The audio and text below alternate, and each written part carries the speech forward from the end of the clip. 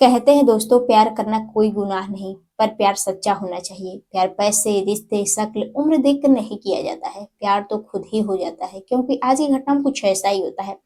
आज की घटना में जो लड़का रहता है, वह 2 साल पहले सऊदी अरबिया गया था और गांव की एक लड़की से बेइंतहा प्यार कर रहा था। वह ढेर सारे वादे किया था कि जब हम सऊदी से लौटेंगे, हम दोनों एक दूसरे से शादी कर लेंगे। अगर घर वालों को पहले मनाएंगे, अगर मान जाएंगे तो हम दोनों बड़ी ही धूमधाम से शादी करेंगे। अगर शादी के लिए नहीं राजी हुए तो हम दोनों भाग कर शादी कर लेंगे। अब दोनों जो प्रेमी प्रेमिका रहते हैं बेहद खुश थे। 2 साल के बाद अब जो लड़का रहता है, जो प्रेमी रहता है, वह सऊदी से जब घर पहुंचता है, इधर जो घर परिवार के लोग रहते हैं बेटे की आने की खुशी में बेहद खुश थे कि जो हमारा बेटा है वह जो है विदेश से 2 साल के बाद लौटा है और हम अपने बेटे के साथ काफी खुशहाल तरीके से रहेंगे। अच्छे अच्छे पकवान बनाएंगे, खिलाएंगे, ताकि जो हमारा बेटा है वह खुश रहे। अब जो लड़का रहता है, अब अपने माँ बाप से मिलने के बाद उसको अपनी प्रेमिका की याद सताने लगती है। क्यों न चले हम अपनी प्रेमिका से मिल ले। अब रात के समय जैसे ही प्रेमिका के पास पहुंचता है और लड़की की जो घर परिवार के लोग रहते हैं, घर में उसके 3 3 भाई रहते हैं। अब जैसे ही अपनी बहन और उसके प्रेमी को देखते हैं, कुछ ऐसा काम कर जाते हैं दोस्तों। जब आप लोग पूरी कहानी, पूरी वीडियो देखेंगे तो एक बार सोच में पड़ जाएंगे कि आज के समाज में कुछ भी हो सकता है। तो दोस्तों, आप लोग इस घटना को जानने के लिए वीडियो को पूरा देखिएगा। हेलो दोस्तों, हर कदम क्राइम में आपका स्वागत करती हूँ। मैं आप सबकी सुमन। उम्मीद करती हूँ आप सब अच्छे होंगे। फ्रेंड, आज की जो घटना है यह मुरादाबाद की है। यहीं पर एक थाना लगता है, पाकवाड़ा थाना। पाकवाड़ा थाना क्षेत्र के अंतर्गत एक गांव है, सब्जीपुर उमरी गांव। यहीं पर एक परिवार रहता है, अरमान का परिवार। जो अरमान रहता है वह अपने माता पिता के साथ काफी खुशहाल तरीके से रह रहा था।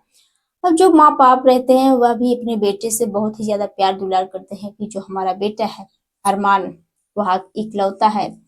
हम अपने बेटे को खूब पढ़ाएंगे लिखाएंगे ताकि जो हमारा बेटा है पढ़ लिख कर हम लोगों का नाम रोशन करे। हर माँ बाप यही सोचते हैं, इसलिए अपने बेटे को पढ़ाने लिखाने लगते हैं और बेटा भी मन लगाकर पढ़ाई करने लगता है। लेकिन जैसे जैसे उसकी उम्र बढ़ती, उसका एक ही सपना रहता है कि मैं विदेश जाऊंगा, ढेर सारा पैसा कमाऊंगा।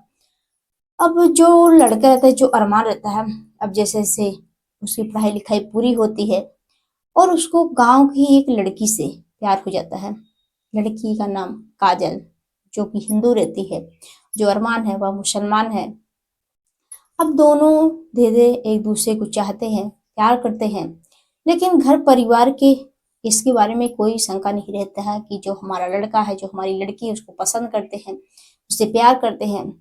अब धीरे धीरे इन दोनों का चोरी छुप के मिलना जुलना जारी रहता है। धीरे धीरे समय बीत रहते हैं। इधर जो अरमान रहता है वह अपनी प्रेमिका से ढेर सारे वादे करता है कि अभी हम अपने पैर पर खड़ा होना चाहते हैं, ढेर सारा पैसा कमाना चाहते हैं। अगर हमारे पास पैसे रहेंगे तो जो हमारे घर परिवार के लोग हैं वह हमारी बात को मानेंगे। वो अपनी प्रेमिका को बहुत ही समझाता बुझाता है। जो प्रेमिका रहती है वह कहती है नहीं, हम तुम्हारे बिना रह नहीं पाएंगे। लेकिन अब जब वह समझाता बुझाता है तो जो लड़की रहती है, जो काजल रहती है, वह मान जाती है। वह कहती ठीक है।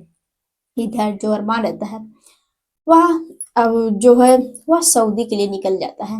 वहां जाने के बाद वह कंपनी में काम करने लगता है, ढेर सारे पैसे कमाता है, अपने माँ बाप को भेजता। घर परिवार के लोग बेहद खुश थे और जो अरमान था वह भी अपनी जिंदगी में खुश था। और कभी कभी वह अपनी प्रेमिका के पास भी फोन करता और ढेर सारी बातें करता, उससे वादे करता कि हम घर आएंगे तो हम दोनों शादी करेंगे। पहले तो अपने घर वालों से बातचीत करेंगे कि अगर घर वाले मान जाएंगे तो हम दोनों शादी कर लेंगे, अगर नहीं मानेंगे फिर भी हम दोनों भाग कर शादी कर लेंगे। हम दोनों अपनी जिंदगी बिताना चाहते हैं एक साथ। अब जो लड़की रहती है वह भी ढेर सारे सपने देख रही थी। अरमान भी ढेर सारे सपने देख रहा था। अब 2 साल के बाद जो अरमान रहता है वह अपने घर वालों से बात करता है कि पापा, हमारा जो टिकट हो गया है, हम घर आना चाहते हैं।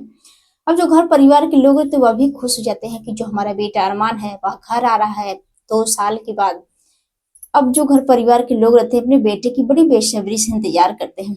अब बेटा घर आता है, अपने घर परिवार वालों से सभी से मिलता जुलता है और अच्छे अच्छे सामान भी लेकर आता है, खाने पीने के लिए लेकर आता है।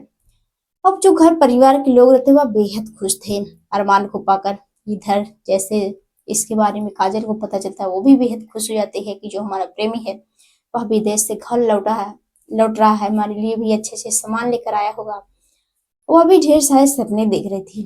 अब जैसे ही लगभग 1-2 दिन बीतते हैं, किसी तरह से इधर उधर अब जो अरमान रहता है किसी से तरह से अपना टाइम निकालता है, और वह तीसरे दिन अपनी प्रेमिका को देखे बिना रह नहीं पाता है और उससे मिलने के लिए वह उससे बात करता है कि मैं आज रात तुमसे मिलना चाहता हूँ। तो जो प्रेमिका रहती है वह भी खुश रहती है, वह कहती ठीक है। अब जो काजल रहती है वह कहती ठीक है। अब वो अपने घर में खाना पीना बनाकर सभी को खिला पिला कर सुला देती है। अब रात के लगभग जैसे ही 9-10 बजते हैं, जो अरमान रहता है वह अपनी प्रेमिका से मिलने के लिए अब उसके घर पहुंचता है। अब जहाँ पर काजल बुलाई थी वो उसी जगह जाता है और दोनों एक दूसरे के साथ बैठकर पहले तो बातचीत करते हैं, मिलते जुलते हैं। अब इन दोनों की बातों को सुनकर जो घर परिवार के लोग रहते हैं, घर में काजल के 3-3 भाई थे। अब उन लोगों को इन दोनों की आवाजें जो है अच्छी तरह से सुनाई दे रही थी कि आखिर हमारे घर में कौन है जिससे हमारी बहन बात कर रही है।